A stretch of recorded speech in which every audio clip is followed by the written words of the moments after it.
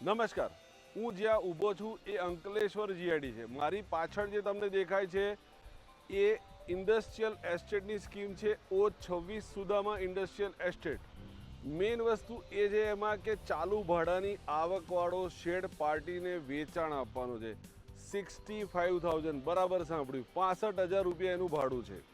TCI express વાળાને rent ઉપર આપેલું છે. આગળના ભાગમાં 2 શટર આવે, આગળ આ બાજુ આવે, પાછળ 2 આવે. આ જે તમે જુઓ છો એ કોમન રસ્તો છે, એ 12 મીટરનો આવે. પાછળ જુઓ એ 9 મીટરનો આવે. આ બાજુના ભાગમાં ત્યાં આગળ કોમન પ્લોટ આવે. તમારે કંઈ પણ ટ્રક કેવું મૂકવું હોય તો મૂકી શકો. આ જે શેડ છે એની બેક સાઈડના ભાગમાં પણ કોમન પાર્કિંગ છે, એટલે કોમન એરિયા આવે જ્યાં તમે કોઈ ટ્રક કેવું પાર્ક કરી શકો. આ જે શેડ છે એમાં 3 ફેઝ કનેક્શન છે. એની નીચે એ લોકોએ 15,000 લીટરનો ટાંકો બનાવેલો છે. હાઈટ જે જગ્યાની આપેલી છે 15 ફૂટ આપેલી છે. RCC વાળું સ્ટ્રક્ચર, પૂરેપૂરું વ્યવસ્થિત અને મજબૂત બાંધકામ કરેલું છે. અત્યારે TCIને લોંગ ટર્મ રેન્ટ ઉપર આપેલી પ્રોપર્ટી છે. આ બાજુનો જે ભાગ છે એ સીધું ગોડાઉન સતત છે. હવે આમાં 4 ગાળા છે. જો તમે એને વચ્ચેથી આ પતરા કાઢી નાખો, ટોટલ એરિયા 5,005 સ્ક્વેર ફૂટ થાય. 4 અલગ અલગ એરિયા બનાવેલા છે.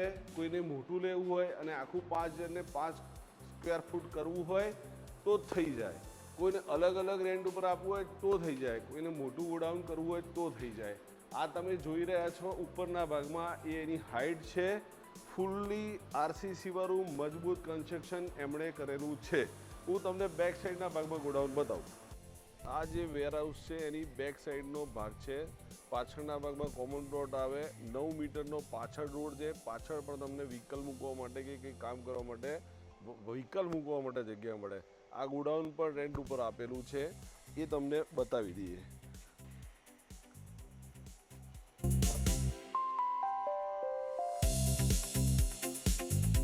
જે ઊભો છું ને એ ઇન્ટરનલ વેરહાઉસનો એક પાર્ટ છે.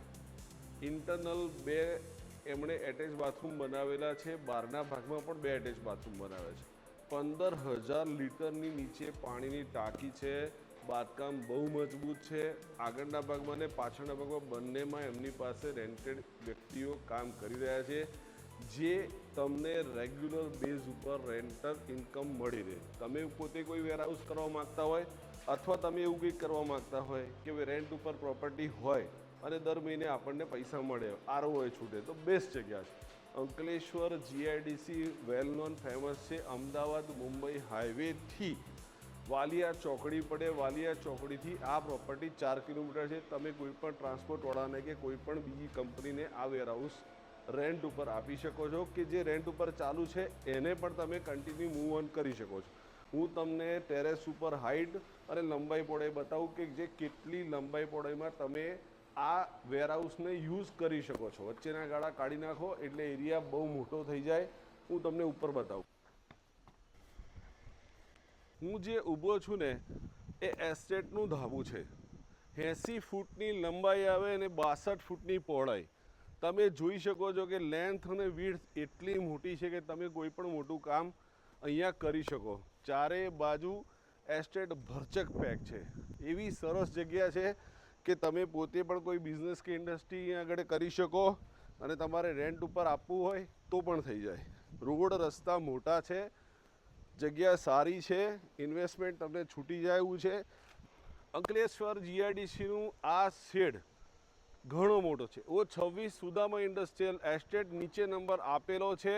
નીચે આપેલા નંબર પર તમે આ શેડની ઇન્ક્વાયરી માટે સંપર્ક કરો. તમને લોકેશન, ડિટેલ, પ્રાઇસ બધું જ કોલર મળી જશે. ઓનર પણ મસ્ત છે, પ્રાઇસ પણ મસ્ત છે અને લોકેશન પણ મસ્ત છે, જે તમારું ROI પણ છૂટે, રિટર્ન ઓફ ઇન્વેસ્ટમેન્ટ, અને તમે લો તો પ્રોપર્ટીનો કાલે પ્રાઇસ પણ સારો થાય. ધન્યવાદ.